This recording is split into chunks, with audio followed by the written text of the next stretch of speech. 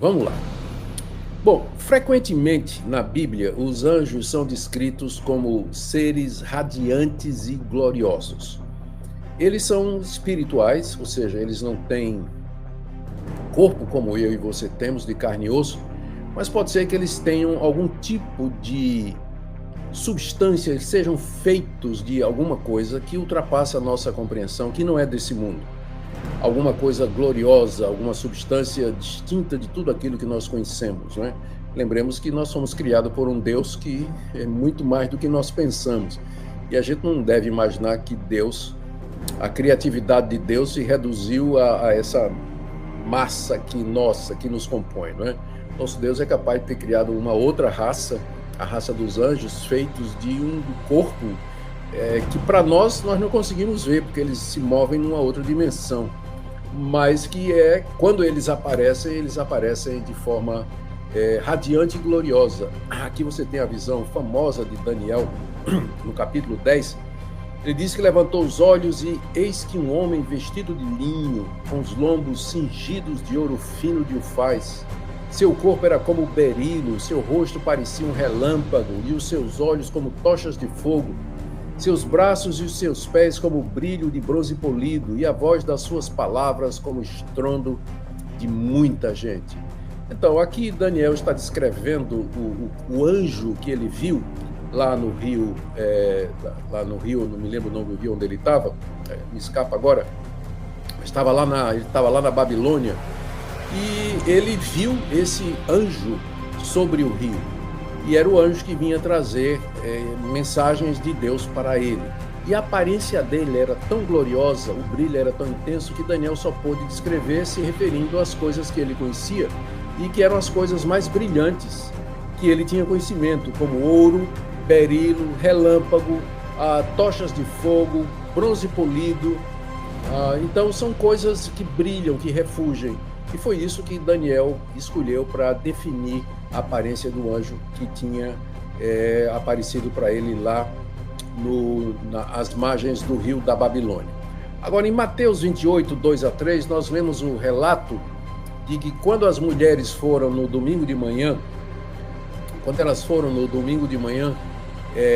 ver o Senhor Jesus para ungí-lo, né, conforme elas desejaram, diz aí que teve um grande terremoto, porque um anjo do Senhor desceu do céu, chegou-se, removeu a pedra e sentou-se sobre ela, e o seu aspecto era como um relâmpago, e a sua veste alva como a neve.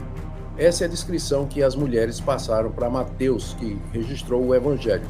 O anjo que tinha descido do céu e que tinha removido a pedra, olha a força, né? Olha a força. Ele removeu a pedra, sentou-se sobre ela, e o aspecto dele era como um relâmpago, e a veste alva como a neve. Olha que coisa extraordinária, não é? É a maneira que Mateus encontra para descrever o brilho glorioso destes seres. Agora, muitas vezes eles aparecem em formato humano, eles tomam uma forma humana, mas na maioria das vezes que eles aparecem com essa aparência gloriosa, essa aparência que só pode ser descrita usando essas figuras e essas comparações dentro do conhecimento da época. Agora, outra coisa importante, hierarquia. Isso todo mundo quer saber e todo mundo pergunta, não é? E eu também, não é? Eu queria saber mais a respeito disso. Aparentemente existe uma hierarquia entre os anjos. Eles são divididos em diferentes ordens e classes. Isso aí não é de estranhar, porque Deus, quando criou a raça humana, ele colocou também hierarquia, por assim dizer, vou usar o termo hierarquia porque eu não encontro um melhor. Hierarquia no Estado, na sociedade, hierarquia na igreja. Hierarquia, quando eu falo, é pessoas que estão na liderança e, nesse sentido, elas têm mais responsabilidade do que outras, né? Elas ocupam um ofício um pouco mais elevado. A própria família, o homem é o cabeça da mulher, embora sejam iguais, os anjos são todos iguais, eu acredito, mas eles ocupam diferentes posições dentro da hierarquia angelical. O que a gente sabe? A gente sabe que existem arcanjos, por exemplo, Miguel, o arcanjo Miguel é mencionado lá em Judas, verso 9. Nós ouvimos falar de serafins, acabamos de ler no livro de Isaías, capítulo 6, de 2-3, E nós lemos também em Ezequiel capítulo 10, verso 21, a respeito dos querubins. E a palavra querubim aparece algumas vezes também em Ezequiel, em outros lugares de Ezequiel vai aparecer também se referindo aos anjos, né? Determinada categoria de anjos. Então, eu sei que tem arcanjo, serafim, querubim e tem os anjos. Então, eles estão organizados de maneira hierárquica, exatamente o que é que faz cada classe, nós não sabemos direito. Aparentemente, os arcanjos são os comandantes dos exércitos angelicais colocados por Deus.